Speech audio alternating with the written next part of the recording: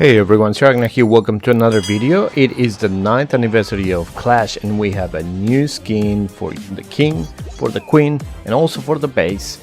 I actually like this party theme with the party wizards and DJ Goblin at the top, the Tesla disco ball to the right, the P.E.K.K.A theme pack in the south with the loons, the Rekka and the P.E.K.K.A on fire, and on the left side we have DJ Skelly inside a Dragon Rider head. Speaking of Dragon Riders, I have continued my push and with 27 days to go we are already getting to the mid 5,000s, so we might be able to crack the 6,000 this season, so wish me luck.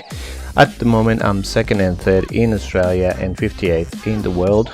We had 293 trophies as I missed 2 triples, and defense wise so far we are looking okay, but we still have a few to go.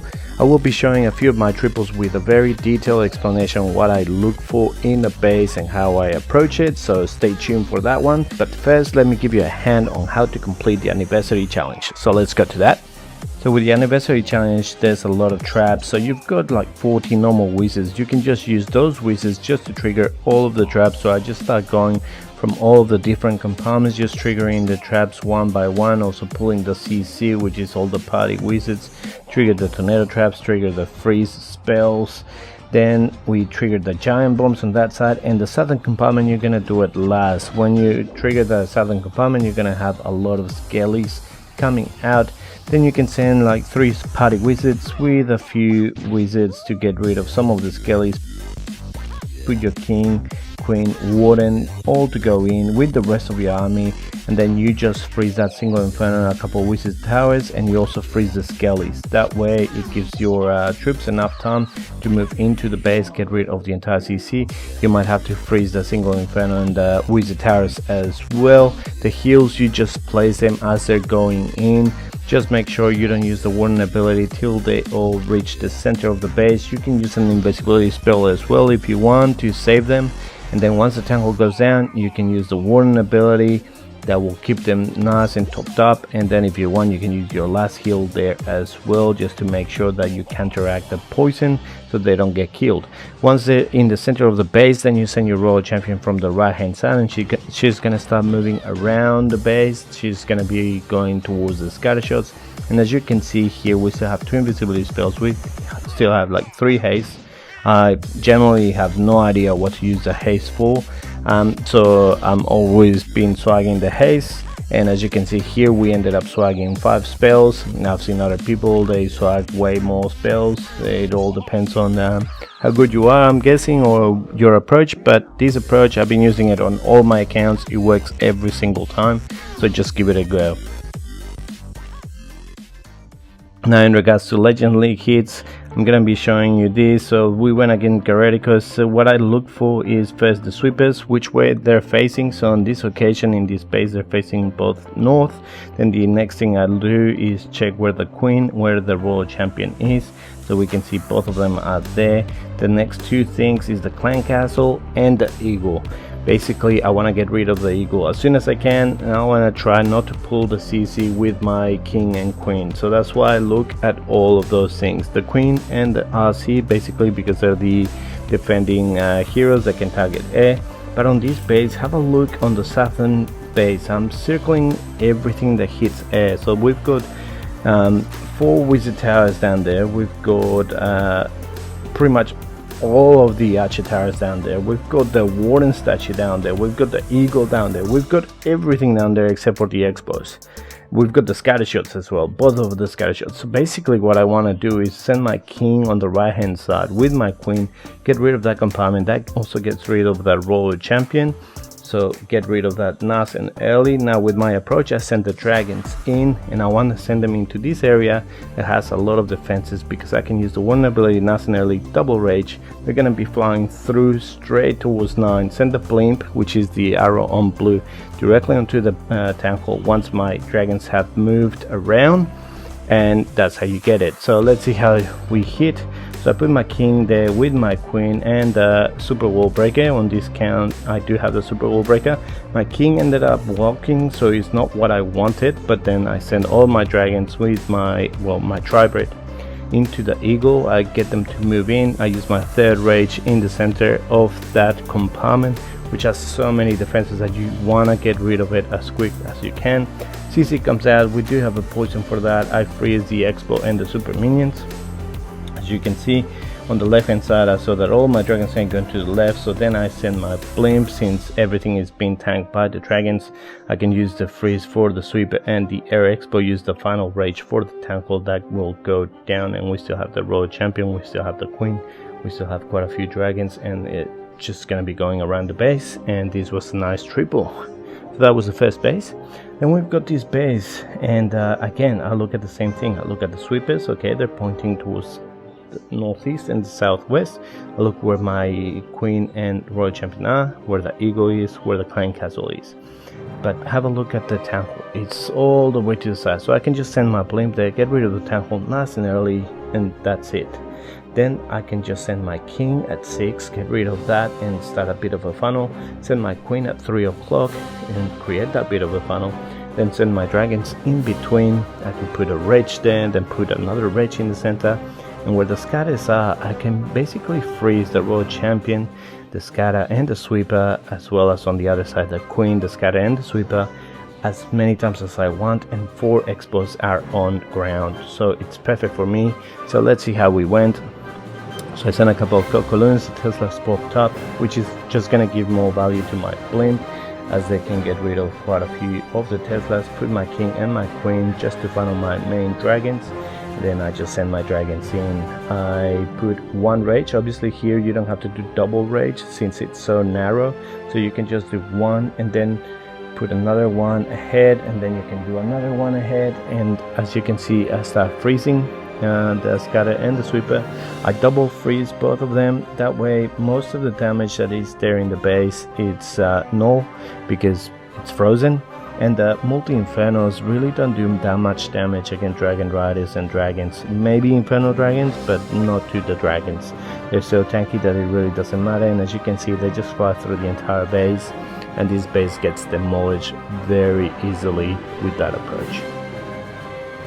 Now we've got a ring base, which there's so many ring bases here on Legends League, and I do the same thing. I look at the sweepers. Okay, they're pointing to the right and to the left. I have a look where the eagle is, I have a look where the clan castle is, and I check where the queen and the royal champion are. As you can see, it's kind of symmetrical. The queen on the left hand side, the royal champion on the right, and yeah, the base is very symmetrical. So basically what I want to do is I want to send my king from 12. I want him to walk down and go towards the queen. Now what that's going to do is allow my queen to get rid of that AD first and create a bit of a funnel for my dragons, and then I'm also going to be able to get rid of the defending queen. Put my dragons around 2 o'clock, send the blimp from behind. Obviously the sweeper is going to be pushing my dragons towards the right, and my blimp is going to be coming from behind. So if I have to, I'll freeze the sweeper, but I don't need to. And the sweeper is going to be pushing my dragons towards the right, and that's going to push them away from the town hall poison, which is something that I want. Over here we've got the Inferno Dragon just helping the king go the right direction. He starts moving down. We've got the queen over there. She's going to be able to get rid of that AD. Once I know they're going down there and they've created the funnel, I'll send my dragons, send my Inferno, my Dragon Riders, Loons, and then I'll send everything there and my blimp with a double rage. As you can see, the sweeper is pushing some of my dragons back, but it's not touching the blimp. However, now I do want to freeze it. I put the rage for my blimp in the center of the base, get the town hall down nice and quick. The loons will end up getting rid of the eagle. The tornado trap gets triggered and all of my dragons start flying around the base, which is what I wanted. I don't want them to go into that town hall poison, otherwise they're all gonna die. So they just continue just sweeping through the base. The queen is still nice and strong with her unicorn up there, just getting rid of the archer tower soon, and also the AD hopefully with her ability. Dragon Riders, they're now going towards the scattershot, and we've got the royal champion helping them just get rid of the defenses on the outer ring, so my Dragon Riders, my warden, and everything can get rid of my defenses on the inside of the ring.